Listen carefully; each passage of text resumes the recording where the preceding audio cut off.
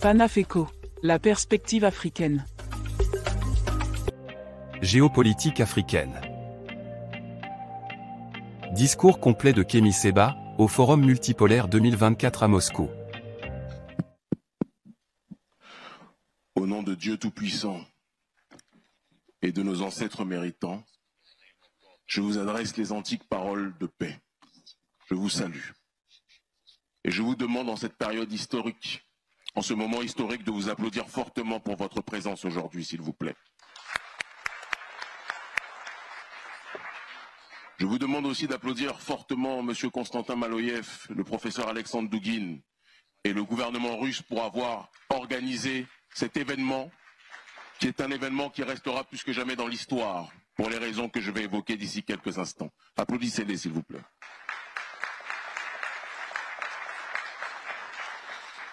Le sommet de la multipolarité représente, comme d'autres intervenants l'ont brillamment dit, un événement historique. Un événement qui s'inscrit dans la continuité des grands sommets de l'histoire de l'humanité qui ont contribué à forger le système de l'égalité et à lutter contre l'iniquité, contre l'inégalité de manière générale qui était en train de prospérer dans le cadre de l'unipolarité. Ce sommet s'inscrit dans la continuité de Bandung en 1955. À la différence qu'à l'époque, en 1955, c'était les peuples à la peau sombre, les peuples du Sud qui s'organisaient, qui se réunissaient pour se parler.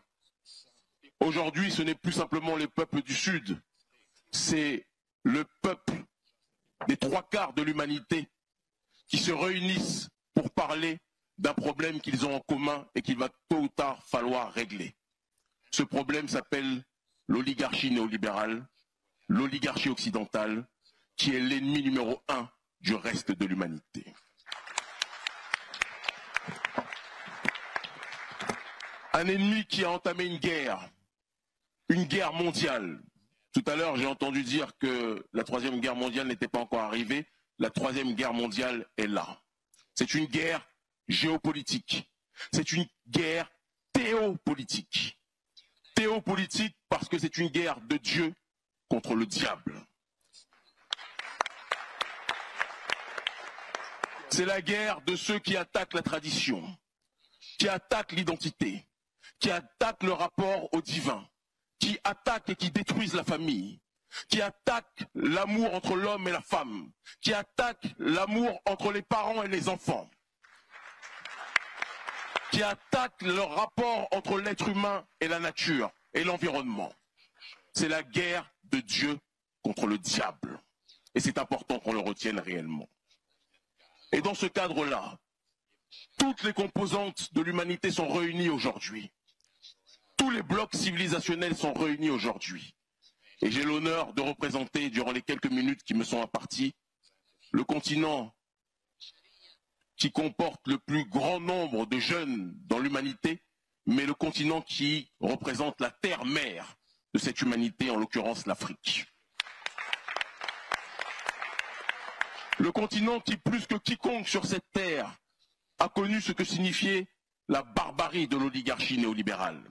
Le continent qui, plus que quiconque sur cette terre, a connu la criminalité psychologique à travers l'esclavage, la colonisation et l'impérialisme sous couvert des droits de l'homme tel que l'Occident a voulu nous le montrer.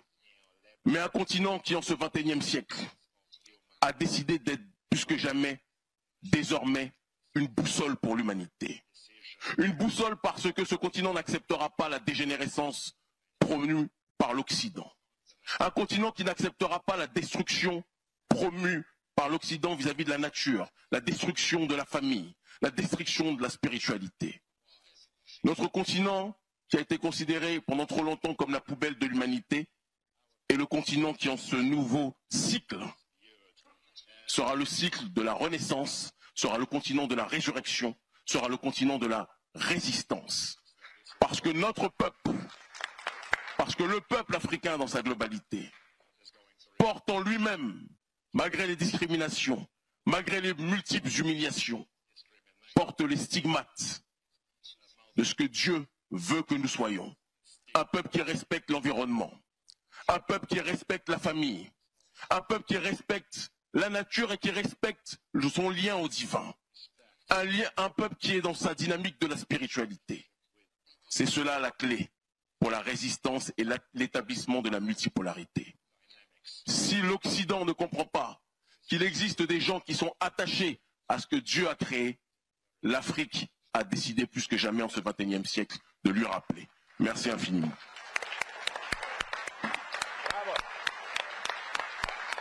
Merci de nous avoir suivis. À très vite pour de nouveaux échos.